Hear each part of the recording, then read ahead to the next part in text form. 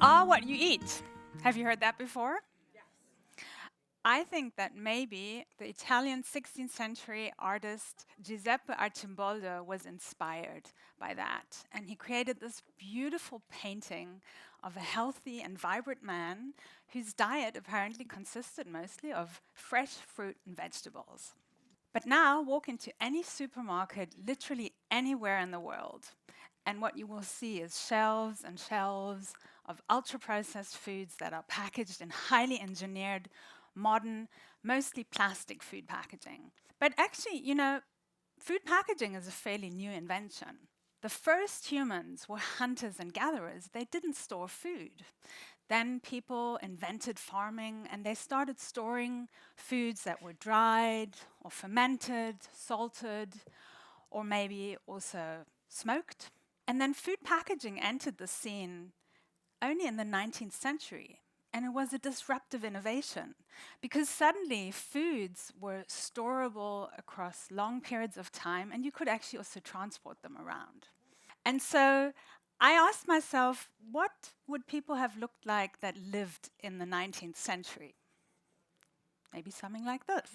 Then, of course, industrialization took off, and people started to spend more and more time at work and have less and less time to cook their own foods, and the whole food system became more industrialized. And towards the second half of the 20th century, plastic packaging entered the scene.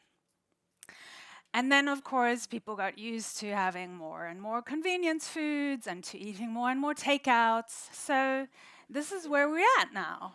Actually, the average American eats almost 60% of ultra-processed foods today. And at the same time, we have more than 40% of people in the US that are obese. We have declining sperm counts. We have increasing infertility. We have a whole bunch of chronic diseases, men that are growing breast tissue. We have immune system disorders, a whole bunch of cancers that are popping up in younger and younger people. And that's not only the case in the US.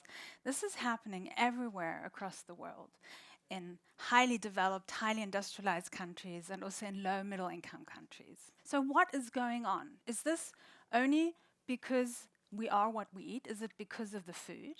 Well, if you look at this not so beautiful painting or picture here, you will notice there's quite a lot of packaging in there. And maybe you're thinking to yourself, well, I don't eat packaging, right? I eat the food that is inside the packaging.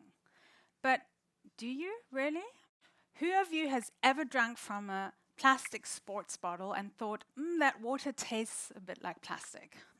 You know that feeling? Well, you're not hallucinating because plastics are not inert materials and they actually pass their chemical constituents over into the water or into food. And this phenomenon is called migration, and it's been studied for over 50 years. We have 50 years of scientific evidence, empirical evidence, showing that chemicals transfer or migrate out of food packaging into foodstuffs. And do you know what kinds of chemicals are migrating here? Petrochemicals, because plastics are made from petra. Endocrine disruptors, some of the additives that are used in plastics, also some of the monomers that are used to make the polymers, which give plastics their kind of structure, giving backbone. Those chemicals are small molecules and they can migrate out of food packaging, out of food processing equipment, out of kitchenware, out of tableware into your food. And also we have the non-intentionally added substances. So these are oligomers or impurities that are present in all plastics. All plastics have these NIAS, non-intentionally added substances. And as a result of this migration, we now know, based on research that we've done at the Food Packaging Forum, that there are at least 1,396 different plastic chemicals from food contact materials that are detected in the human body. 1,396. Some of these chemicals are actually known to be harmful. They are endocrine disruptors, which are chemicals that can hack the hormone system. They interfere with hormones. They're carcinogens. There are all kinds of different hazard properties there. But the majority of these chemicals actually have never been tested for their impacts on health. We don't know if they cause obesity, immune system disorders, impact sperm quality, and so on. They're not tested for these impacts. Now, what drives migration? It's high temperatures, long storage time. Then if you've got foods that are fatty or oily, or maybe also acidic, like sodas or tomato sauces, that will increase migration. And then it's the small serving sizes as well. You have proportionally more migration in smaller serving sizes. Now, that's a lot to take in, but it's not just about the plastic chemicals that migrate. We now also know that the normal and intended use of plastic food packaging or other kinds of food contact materials lead to the migration of micro and nanoplastics that get into the food. So where does that put us in the world of Archimboldo? If we are what we eat, what would we look like?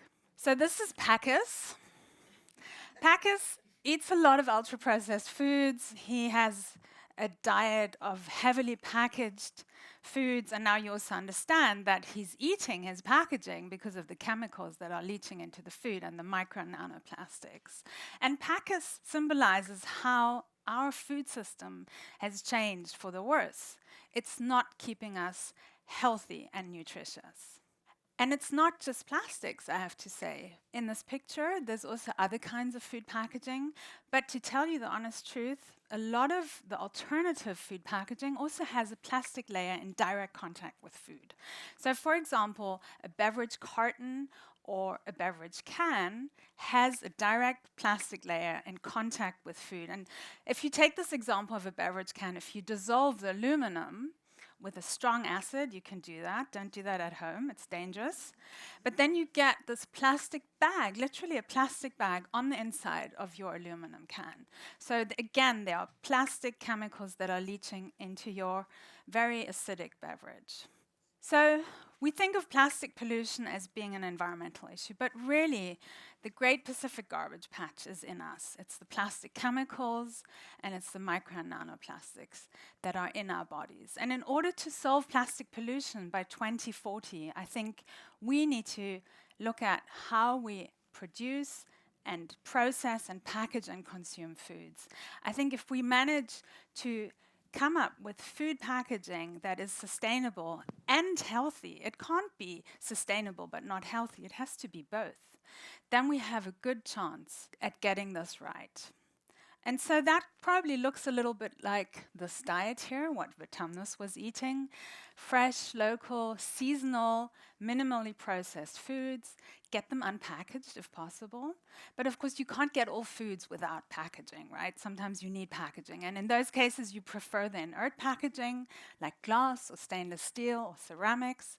And ideally, this is packaging that will be refilled within a sort of more local, regional food system. And at the end of the practical life of those containers, they go back to being recycled into the same containers again. If we can get that right, if we can have minimally processed, minimally packaged, healthy foods, then I think we have a real chance of becoming healthy and vibrant again, like our friend Vertumnus, because you are what you eat.